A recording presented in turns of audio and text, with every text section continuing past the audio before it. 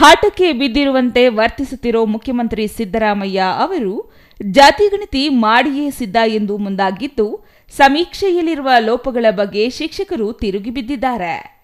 ಸಾಮಾಜಿಕ ಮತ್ತು ಶೈಕ್ಷಣಿಕ ಸಮೀಕ್ಷೆ 2025ರ ಗಣತಿ ಕಾರ್ಯದಲ್ಲಿ ಉಂಟಾಗಿರುವ ಸಮಸ್ಯೆಗಳನ್ನು ಪರಿಹರಿಸುವಂತೆ ಆಗ್ರಹಿಸಿ ಇಂದು ಚಿಕ್ಕಬಳ್ಳಾಪುರದ ತಹಸೀಲ್ದಾರ್ ಕಚೇರಿಗೆ ಮುತ್ತಿಗೆ ಹಾಕಿ ಶಿಕ್ಷಕರು ಪ್ರತಿಭಟನೆ ನಡೆಸಿದರು. ಎಲ್ಲ ಶಿಕ್ಷಕರು ಗಣತಿ ಕಾರ್ಯ ಯಶಸ್ವಿಗೊಳಿಸಲು ಸಿದ್ಧರಾಗಿದ್ದಾರೆ. ಆದರೆ ಗಣತಿ ಕಾರ್ಯ ನಿರ್ವಹಿಸಲು ದೋಷಪೂರಿತ ನಿರ್ಲಕ್ಷ್ಯದ ವ್ಯವಸ್ಥೆಯಿಂದ ಶಿಕ್ಷಕರ ಆತಂಕಕ್ಕೆ ಕಾರಣವಾಗಿದೆ. ಶಿಕ್ಷಕರೇ ಹೇಳುವಂತೆ ದೋಷಪೂರಿತ ತಾಂತ್ರಿಕತೆ ದಿನಕ್ಕೊಂದು ಬದಲಾವಣೆ ಮಾಡಬೇಕಿದೆಯಂತೆ. ಶಿಕ್ಷಕರನ್ನ ಕರ್ತವ್ಯ ನಿರ್ವಹಿಸುವ ಮತ್ತು ವಾಸ ಇರುವ ಸ್ಥಳಗಳಲ್ಲಿ ನಿಯೋಜಿಸದೆ ಹೊರ ಜಿಲ್ಲೆಗಳ ಅಪರಿಚಿತ ಪ್ರದೇಶಗಳಲ್ಲಿ ನಿಯೋಜಿಸಿರುವುದು ತೀವ್ರ ಆಕ್ರೋಶಕ್ಕೆ ಕಾರಣವಾಗಿದೆ.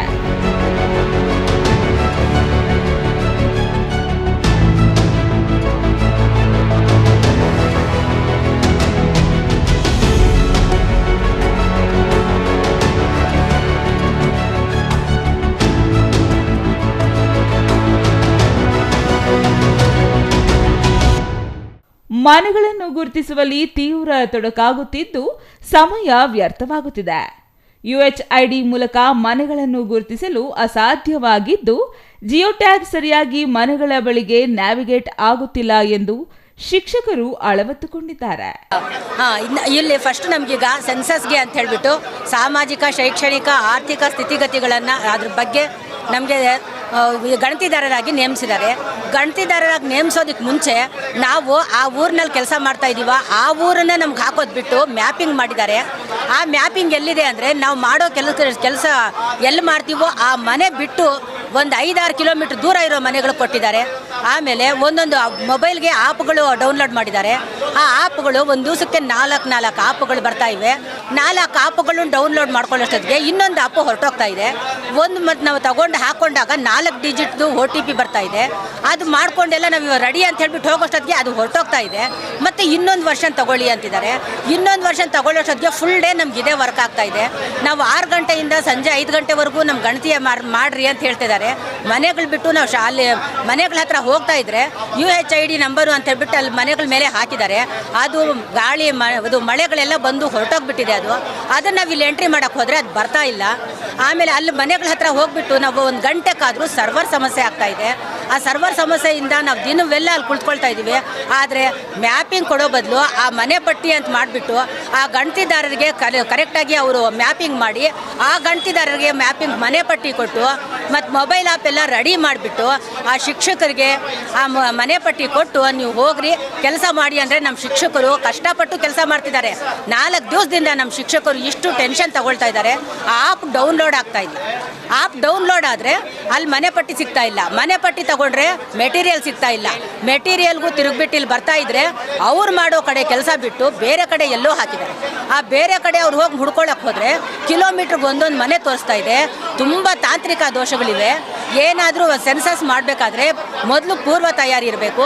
ಈ ಪೂರ್ವ ತಯಾರಿ ಮಾಡ್ದಿರಾ ನಮ್ಮ ಶಿಕ್ಷಕರಿಗೆ ಹೊಣೆಗಾರರು ಮಾಡಿಬಿಟ್ಟು ನಮ್ಮ ಶಿಕ್ಷಕರ ಮೇಲೇ ಇದು ಒತ್ತಡ ಹೇರ್ತಾ ಇದ್ದಾರೆ. ಅವರು ತಮ್ಮ ಎಲ್ಲ ಕೆಲಸಗಳನ್ನ ಬಿಟ್ಟು ಇದಕ್ಕೆ ಕಾತ್ಕೊಂಡಿದ್ದಾರೆ. ಎಷ್ಟು ಸಮೀಕ್ಷೆ ಮಾಡೋದಕ್ಕೆ ನಮಗೆ 22ನೇ ತಾರೀಕಿಂದ 7ನೇ ತಾರೀಕುವರೆಗೂ ನಾವು ಸಮೀಕ್ಷೆ ಮಾಡಿ ಅಂತ ಕೊಟ್ಟಿದ್ದಾರೆ. 22ಕ್ಕೆ ನಾವು ಶುರು ಮಾಡಬೇಕಿತ್ತು. 22ನೇ ತಾರೀಕಿಂದ 7, 10, 25ವರೆಗೂ ನಮ್ಗೆ ಸೆನ್ಸಸ್ ಮಾಡೋಕ್ಕೆ ಹಾಕಿದ್ದಾರೆ. ಆದರೆ 4 ದಿವಸದಿಂದ ಒಂದು ಮನೆ ಮಾಡೋಕ್ಕಾಗ್ತಿಲ್ಲ. ಏನಂದರೆ ತಾಂತ್ರಿಕ ದೋಷ ಇಲ್ಲಿ ಸರಿಪಡಿಸಿಲ್ಲ. ಮೊದಲು ನಮ್ಮ BO ಆಫೀಸಿಂದ ಕಳಿಸ್ತಾರೆ ಅಂದರು. BO ಆಫೀಸಿಂದನೂ ಇಲ್ಲ, ತಹಶೀಲ್ದಾರ್ ಆಫೀಸಿಂದನೂ ಇಲ್ಲ. ಮ್ಯಾಪಿಂಗ್ ಯಾರು ಮಾಡಿದ್ದಾರೆ ಅಂತ ಹೇಳ್ಬಿಟ್ಟು ಸಹ ಗೊತ್ತಿಲ್ಲ. ಶಿಕ್ಷಕರು ಇಷ್ಟು ಒತ್ತಡಕ್ಕೆ ಬಂದಿದ್ದಾರೆ. ಇವನ್ನೆಲ್ಲ ಸರಿಪಡಿಸ್ಬೇಕು ಅಂತ ಎಲ್ಲ ಶಿಕ್ಷಕರು ನಾವಿವತ್ತು ತಾಲೂಕು ಆಫೀಸ್ ಮುಂದೆ ಬಂದು ಇವಾಗ ನಮ್ಮ ಗೊಂದಲ ಸರಿಪಡಿಸಿ ಅಂತ ಹೇಳ್ಬಿಟ್ಟು ನಾವಿಲ್ಲಿ ಮನವಿ ಕೊಡಕ್ಕೆ ಬಂದಿದ್ದೀವಿ ಸರ್. ಇಲ್ಲಿ ಏನು ಮನೆಗಳನ್ನು ಸರದಿ ಅನುಕ್ರಮ ಪಾಲನೆ ಮಾಡದೆ ಅಲಾಟ್ ಮಾಡಲಾಗಿದ್ದು, ಅಲ್ಲೊಂದು ಇಲ್ಲೊಂದು ಎಲ್ಲೆಲ್ಲೋ ಇರುವ ಮನೆಗಳ ಅಲಾಟ್ಮೆಂಟ್ ಮ್ಯಾಪಿಂಗ್ನಿಂದಾಗಿ ತೀವ್ರ ತೊಂದರೆ ಎದುರಾಗಿದೆ. 1 ಅಥವಾ 2 ಗ್ರಾಮಗಳಲ್ಲಿ ಮ್ಯಾಪಿಂಗ್ ಮಾಡದೆ ಹಲವಾರು ಜನವಸತಿ ಪ್ರದೇಶಗಳಿಗೆ ಮ್ಯಾಪಿಂಗ್ ಮಾಡಲಾಗಿದೆ. ಯುಎಚ್ಐಡಿ ಅನುಕ್ರಮದಲ್ಲಿ ಒಂದೇ ಊರಿಗೆ ಅಥವಾ ಜನವಸತಿ ಪ್ರದೇಶಕ್ಕೆ ಹಲವಾರು ಬಾರಿ ಮಾಡಬೇಕಾದ ಪರಿಸ್ಥಿತಿ ನಿರ್ಮಾಣವಾಗಿದೆ. ಮಳೆ ಮತ್ತಿತರ ಕಾರಣಗಳಿಂದ ಯುಎಚ್ಐಡಿ ಲಭ್ಯವಾಗುತ್ತಿಲ್ಲ. ಶಿಕ್ಷಕ ಅಥವಾ ವಿಶೇಷ ಶಿಕ್ಷಕರನ್ನ ಅವೈಜ್ಞಾನಿಕವಾಗಿ ಅನಾನುಕೂಲಕರ ಸ್ಥಳಗಳಿಗೆ ಮ್ಯಾಪಿಂಗ್ ಮಾಡಲಾಗಿದೆ. ಗಣತಿ ಮಾಡುತ್ತಿರುವ ಸ್ಥಳದಿಂದ ಹಲವಾರು ಮನೆ ಬಿಟ್ಟು ಬೇರೆ ಕಡೆ ಹೋಗಿ ನಂತರ ಅದೇ ಸ್ಥಳಕ್ಕೆ ಬರಬೇಕಾದ ಸಮಸ್ಯೆ ಇದೆ. ಯುಎಚ್ಐಡಿ ಅಥವಾ ಮನೆ ಯಜಮಾನನ ಹೆಸರು, ಜನವಸತಿ ಪ್ರದೇಶ, ಮೊಬೈಲ್ ನಂಬರ್ ಪಟ್ಟಿ ನೀಡದ ಕಾರಣ ಶಿಕ್ಷಕರು ತೀವ್ರ ಸಮಸ್ಯೆ ಎದುರಿಸಬೇಕಾಗಿದೆ. ಇಷ್ಟೆಲ್ಲ ಸಮಸ್ಯೆಗಳಿರುವ ಕಾರಣ ತಾಂತ್ರಿಕ ಸಮಸ್ಯೆಗಳನ್ನು ಸರಿಪಡಿಸಿದರೆ ಮಾತ್ರ ಸಮೀಕ್ಷೆ ನಡೆಸುವುದಾಗಿ ಶಿಕ್ಷಕರು ಪಟ್ಟು ಹಿಡಿದು ತಾಲೂಕು ಕಚೇರಿ ಮುಂದೆ ಪ್ರತಿಭಟನೆ ನಡೆಸಿದರು.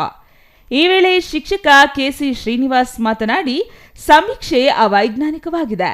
ಇಷ್ಟು ವರ್ಷಗಳ ಇತಿಹಾಸ ನೋಡಿದರೆ ಗಣತಿಯಲ್ಲಿ ಚಿಕ್ಕಬಳ್ಳಾಪುರ ಮೊದಲ ಸ್ಥಾನದಲ್ಲಿತ್ತು. ಗಣತಿಯಲ್ಲಿ ತುಂಬಾ ತಪ್ಪು ಮಾಡಿದ್ದಾರೆ. ಬೆಸ್ಕಾಂನವರಿಗೆ ಗುತ್ತಿಗೆ ನೀಡಲಾಗಿದೆ. ಬೆಸ್ಕಾಂನವರು 15 ದಿನಗಳ ಹಿಂದೆಯೇ ಗೋಡೆಗಳಿಗೆ ಸ್ಟಿಕ್ಕರ್ ಅಂಟಿಸಿದ್ದಾರೆ. ಮಳೆ ಬಂದು ಸಂಖ್ಯೆಗಳೆಲ್ಲ ಅಳಿಸಿ ಹೋಗಿವೆ. ಅಲ್ಲದೆ ಡ್ರಾಫ್ಟಿಂಗ್ ಬೇರೆ ಊರುಗಳನ್ನ ತೋರಿಸುತ್ತಿದೆ ಎಂದು ಆರೋಪಿಸಿದರು. ಈ ಹಿಂದೆ ಬಿಎಲ್ಒಗಳನ್ನ ಬಳಸಿಕೊಂಡು ಗಣತಿ ನಡೆಸಲಾಗುತ್ತಿತ್ತು. ಅದು ಸುಲಭವಾಗುತ್ತಿತ್ತು. ಆದರೆ ಇದೀಗ ಬಿಎಲ್ಒಗಳಿಂದ ಮಾಹಿತಿ ಪಡೆದಿದ್ದರೆ ಸಮೀಕ್ಷೆ ಯಶಸ್ವಿಯಾಗುತ್ತಿತ್ತು. ಬೆಸ್ಕಾಂನವರು ಗೊಂದಲ ಮೂಡಿಸುತ್ತಿದ್ದಾರೆ. ಅನಾರೋಗ್ಯ ಪೀಡಿತ ಶಿಕ್ಷಕರೇ ಹೆಚ್ಚಾಗಿದ್ದಾರೆ. ಕೆಲವರಿಗೆ ಮೊಬೈಲ್ ಬಳಸುವುದೇ ಗೊತ್ತಿಲ್ಲ, ಕೆಲವರಿಗೆ ಆಪ್ ಓಪನ್ ಮಾಡೋದೇ ಗೊತ್ತಿಲ್ಲ. ಮ್ಯಾನ್ಯಲ್ ಕೊಡಲಿ, ಏರಿಯಾ ಫಿಕ್ಸ್ ಮಾಡಲಿ, ಕುಟುಂಬಗಳ ಸಂಖ್ಯೆ ಕೊಟ್ಟು ಸಮೀಕ್ಷೆಗೆ ಕಳಿಸಲಿ ಎಂದು ಒತ್ತಾಯಿಸಿದರು. ನಾವೆಲ್ಲ ಸರ್ಕಾರಿ ನೌಕರಿದ್ದೀವಿ. ಸರ್ಕಾರದಿಂದ ಬರೋವಂಥ ಪ್ರತಿ ಆದೇಶವನ್ನು ನಾವು ಚಾಚು ತಪ್ಪದೆ ಪಾಲನೆ ಮಾಡೋಂಥವ್ರು. ಸೊ ಆ ನಿಟ್ಟಿನಲ್ಲಿ ಈಗೇನು ಘನ ಸರ್ಕಾರ ನಮಗೆ ಈ ಸೆಪ್ಟೆಂಬರ್ 22ನೇ ತಾರೀಕಿಂದ ಏನು ಸಮೀಕ್ಷೆ ಹಾಕಿದೆ, ಆರ್ಥಿಕ, ಶೈಕ್ಷಣಿಕ ಮತ್ತು ಸಾಮಾಜಿಕ ಸಮೀಕ್ಷೆ ಏನು ಹಾಕಿದೆ, ಆ ಸಮೀಕ್ಷೆಯನ್ನು ಮಾಡಬೇಕಾದ್ರೆ ನಮ್ಮ ಶಿಕ್ಷಕರು ಹಲವಾರು ತೊಂದರೆಗಳನ್ನು ಎದುರಿಸ್ತಾ ಇದ್ದಾರೆ ಸರ್. ಉದಾಹರಣೆಗೆ ಪ್ರತಿದಿನ ಒಂದೊಂದು ಆ್ಯಪು, ಇದುವರೆಗೂ ಒಂದು ಪರ್ಫೆಕ್ಟ್ ಆಗಿರೋಂಥ ಇಂಥದೇ ಅಂತ ಒಂದು ಆ್ಯಪ್ ಇಲ್ಲ. ಸೊ ಪ್ರತಿದಿನ ಒಂದೊಂದು ಆ್ಯಪ್ ಕೊಡ್ತಿದ್ದಾರೆ. ಇವತ್ತಿನ ಡಿಜಿಟಲ್ ಅರೆಸ್ಟ್ ಕಾಲದಲ್ಲಿ ಅವ್ರು ಕೊಡೋಂಥ ಆ್ಯಪ್ಗಳು ಡೌನ್ಲೋಡ್ ಮಾಡ್ತಾ ಇದ್ರೆ ಭಯ ಆಗುತ್ತೆ ಸರ್. ಇದು ಡೌನ್ಲೋಡ್ ಮಾಡಬೇಡಿ, ಇದು ಡೇಂಜರ್ ಅಂತ ಅಲ್ಲೇ ತೋರಿಸುತ್ತೆ ಸರ್ ಒಂದು. ಆಮೇಲೆ ನಮಗೆ ಇಂಥ ಪ್ಲೇಸ್ಗೆ ಅಂತ ಅಲರ್ಟ್ ಮಾಡಿದ್ದಾರೆ, ಒಂದು ಪ್ಲೇಸ್ಗೆ ಅಂತ ಅಲರ್ಟ್ ಮಾಡಿದ್ದಾರೆ. ಆ ಪ್ಲೇಸ್ಗೆ ನಾವು ಹೋದಾಗ ಅಲ್ಲಿ ಮ್ಯಾಪ್ ಹಾಕ್ಕೊಂಡೇ ಹೋಗ್ಬೇಕಾಗುತ್ತೆ. ಮ್ಯಾಪ್ ಹಾಕ್ಕೊಂಡು ಹೋದಾಗ ಆ ಮನೆ ಅಲ್ಲಿರಲ್ಲ ಸರ್. ಸೊ ಯಾವುದೋ ಹಳ್ಳಿಯಲ್ಲಿ ನಮಗೆ ಅಲರ್ಟ್ ಮಾಡಿದರೆ ಇನ್ಯಾವುದೋ ಹಳ್ಳಿಯಲ್ಲಿ ಮ್ಯಾಪಿಂಗಲ್ಲಿ ತೋರಿಸ್ತಾ ಇದೆ. ಭೌತಿಕವಾಗಿ ನಮಗೊಂದು ಬೌಂಡ್ರಿ ಲೈನನ್ನು ಗುರುತಿಸ್ಕೊಡಿ ದಯವಿಟ್ಟು ನೀವು. ಆ ಮ್ಯಾಪ್ ಮುಖಾಂತರ, ಈ ಲೊಕೇಶನ್ನು ನಾವಿಗೇಷನ್ ಮುಖಾಂತರ ಹೋದರೆ ಎಲ್ಲೋ ಕೆರೆ ಕರ್ಕೊಂಡು ಹೋಗ್ಬಿಟ್ಟು ಇವ್ರ ಡೆಸ್ಟಿನೇಷನ್ ಇಸ್ ರೀಚ್ಡ್ ಅಂತ ಬರ್ತಿದೆ ಸರ್. ಕೆರೆ ಮಧ್ಯದಲ್ಲಿ ಹೋಗುತ್ತೆ ಸರ್, ಅಲ್ಲಿಗೆ ಹೋಗ್ಬಿಟ್ಟು ಇವರ ಡೆಸ್ಟಿನೇಷನ್ ರೀಚ್ಡ್ ಅಂತ ಬರುತ್ತೆ ಸರ್. ಸೊ ದಯವಿಟ್ಟು, ಯಾಕೆಂತಂದರೆ ಎಲ್ಲ ಚುನಾವಣಾ ಕೆಲಸ ಆಗಿರ್ಬೋದು, ಜಾತಿ ಗಣತಿ, ಜನಗಣತಿ ಎಲ್ಲ ಮಾಡೋದು ನಾವು ಶಿಕ್ಷಕರು, ನಮಗೆಲ್ರಿಗೂ ಸಹ ಅದ್ರ ಬಗ್ಗೆ ಅಪಾರವಾದಂತಹ ಜ್ಞಾನ ಇದೆ. ನಾವೆಲ್ಲ ಮಾಡೋಕ್ಕೆ ರೆಡಿ ಇದ್ದೀವಿ ಸರ್. ಸೊ ದಯವಿಟ್ಟು ಅಲ್ಲಿರೋಂತಹ ಶಿಕ್ಷಕರನ್ನು, ಯಾರು ಆ ಊರಲ್ಲಿ ಶಿಕ್ಷಕರಿದ್ದಾರೆ ಅವರು ಪರಿಚಿತರಿರ್ತಾರೆ ಸರ್, ನಮ್ಮ ಮೇಷ್ಟ್ರು, ನಮ್ಮ ಮೇಡಮ್ ಅಂತ ಹೇಳ್ಬಿಟ್ಟು ಪರಿಚಿತರಿರ್ತಾರೆ, ಅದೇ ಊರಲ್ಲಿ ಅವರಿಗೆ ಕೊಟ್ಟರೆ ನಮಗೆ ಭಾಳಷ್ಟು ಅನುಕೂಲ ಆಗ್ತದೆ. ನಾವೆಲ್ಲರೂ ಸಹ ಸರ್ವೆ ಮಾಡಿಕೊಡ್ಲಿಕ್ಕೆ ರೆಡಿ ಇದ್ದೇವೆ. ನಮ್ಮ ಜಿಲ್ಲೆಯ ಗೌರವವನ್ನು ಉಳಿಸ್ಲಿಕ್ಕೂ ಸಹ ನಾವು ರೆಡಿ ಇದ್ದೇವೆ. ಸೊ ದಯವಿಟ್ಟು ನಮಗೆ ಈ ಸಮಸ್ಯೆಗಳನ್ನು ಬಗೆಹರಿಸ್ಕೊಡಿ. ಇವತ್ತು ಏನಾಗಿದೆ, ಇಲ್ಲಿ ಬಂದಿರೋಂತಹ 200-250 ಜನ ಶಿಕ್ಷಕರು ನೋವಿನಿಂದ, ಸರ್ ರಜೆಗಳಿದೆ ಸರ್, ನಮಗೆ ಹಬ್ಬ ಇದೆ, ಹರಿದಿನ ಇದೆ, ಯಾವ ಬೇಡ ಸರ್, ಸರ್ಕಾರದ ಆದೇಶವನ್ನು ನಾವು ಪಾಲನೆ ಮಾಡ್ತೀವಿ ಸರ್. ಯಾಕೆಂತಂದರೆ ನಾವು ಸರ್ಕಾರಿ ನೌಕರ, ನಾವು ಫಾಲೋ ಮಾಡ್ತೀವಿ.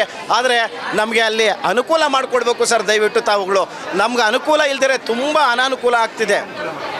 ನಮಗೆ ಭೌತಿಕವಾಗಿ ಬೌಂಡ್ರಿ ಫಿಕ್ಸ್ ಮಾಡಿಕೊಡ್ಲಿ ಸರ್, ನಮ್ಗೆ ಸಾಕು. ನಾವೇನು ಯಾವ ಊರಲ್ಲಿ ಕೆಲಸ ಮಾಡ್ತಾ ಇದ್ದೀವೋ ಆ ಊರಿನ ಮನೆಗಳ ಪಟ್ಟಿ ಕೊಡಲಿ ನಮಗೆ.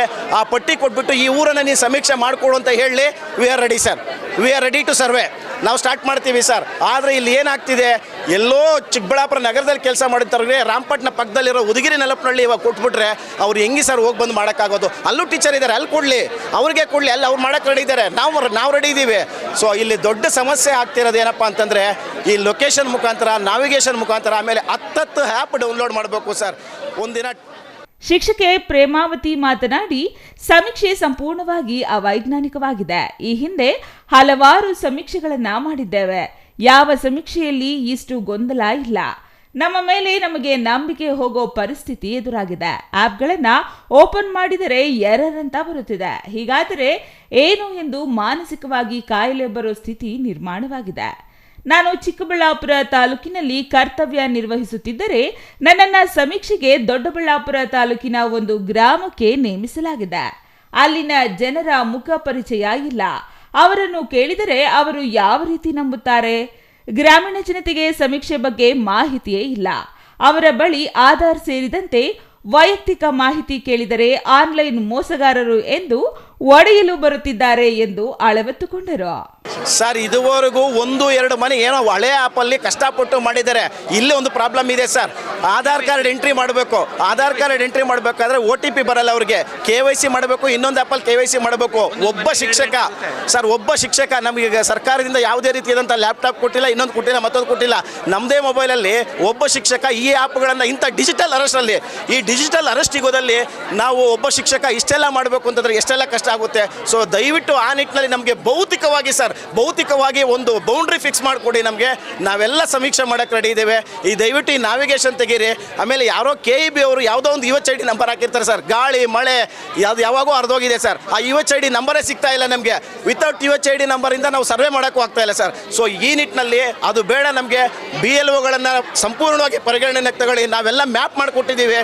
BLOಗಳು ಯಾವ್ಯಾವ ಊರು ಹೆಂಗೆ ಅಂತ ಹೇಳ್ಬಿಟ್ಟು ಮ್ಯಾಪ್ ಮಾಡಿಕೊಟ್ಟಿದ್ದೀವಿ. ಚುನಾವಣಾ ಶಾಖೆ ಎಲ್ಲ ಸಿಗ್ತದೆ. ಆ ನಿಟ್ಟಿನಲ್ಲಿ ನಮ್ಗೆ ಮನೆಗಳ ಪಟ್ಟಿ ಕೊಡಿ. ಮನೆಗಳ ಪಟ್ಟಿ ಕೊಟ್ಬಿಟ್ಟು ನೀವು ಇಂಥ ಊರು ಮಾಡಿ ಅಂತ ಹೇಳ್ರಿ. ನಾವೆಲ್ಲರೂ ರೆಡಿ ಇದ್ದೀವಿ ಸರ್. ಇಲ್ಲಿ ಸೇರಿರೋಂಥ 250 ಜನ ಶಿಕ್ಷಕರು ನಾವು ರೆಡಿ ಇದ್ದೀವಿ. ಅದನ್ನು ಬಿಟ್ಟು ಈ ಮ್ಯಾಪ್ ನೋಡ್ಕೊಂಡು ಹೋಗಿ ಅಂತಂದರೆ ಒಂದು ಜಿಲ್ಲೆ, ಒಂದು ತಾಲೂಕು, ಬೇರೆ ಕೆರೆ, ಗುಡ್ಡ, ಬೆಟ್ಟ ಎಲ್ಲೆಲ್ಲಿಗೂ ಹೋಗ್ತಾ ಇದೆ ಸರ್. ಸೊ ದಯವಿಟ್ಟು ಆ ನಿಟ್ಟಿನಲ್ಲಿ ನಮ್ಗೆ ಅವಕಾಶ ಮಾಡಿಕೊಡ್ಬೇಕಂತೇಳಿ ತಮ್ಮ ಮೂಲಕ ಕಳಕಳಿಯಾಗಿ ಮನವಿ ಮಾಡ್ಕೊತಾ ಇದ್ದೀವಿ ಸರ್. ಗ್ರಾಮೀಣ ಪ್ರದೇಶದಲ್ಲಿ ಹೆಚ್ಚಿನ ಸಂಖ್ಯೆಯ ಹೆಣ್ಣು ಮಕ್ಕಳು ಕೂಲಿ ಮಾಡಿ ಜೀವನ ಸಾಗಿಸುತ್ತಿದ್ದಾರೆ. ಆದರೆ ಸಮೀಕ್ಷೆಯಲ್ಲಿ 60 ಪ್ರಶ್ನೆಗಳಿವೆ. ಅವುಗಳನ್ನು ಕೇಳಲು ಶಿಕ್ಷಕರಿಗೆ ಸಹನೆ ಇದ್ದರೂ ಅವುಗಳನ್ನು ಕೇಳಿಸಿಕೊಂಡು ಕೂರಲು ಕೂಲಿ ಮಾಡೋ ಮಹಿಳೆಯರಿಗೆ ಸಹನೆಯೇ ಇಲ್ಲ. ಈ ಸಮಸ್ಯೆಗಳ ನಡುವೆ ನಾವು ಹೇಗೆ ಸಮೀಕ್ಷೆ ಮಾಡಲು ಸಾಧ್ಯ? ನಾವು ಕೆಲಸ ಮಾಡುವ ಸ್ಥಳಗಳಲ್ಲಿಯೇ ನೇಮಿಸಿದರೆ ನಾವು ಮಾಡಲು ಸಿದ್ಧ.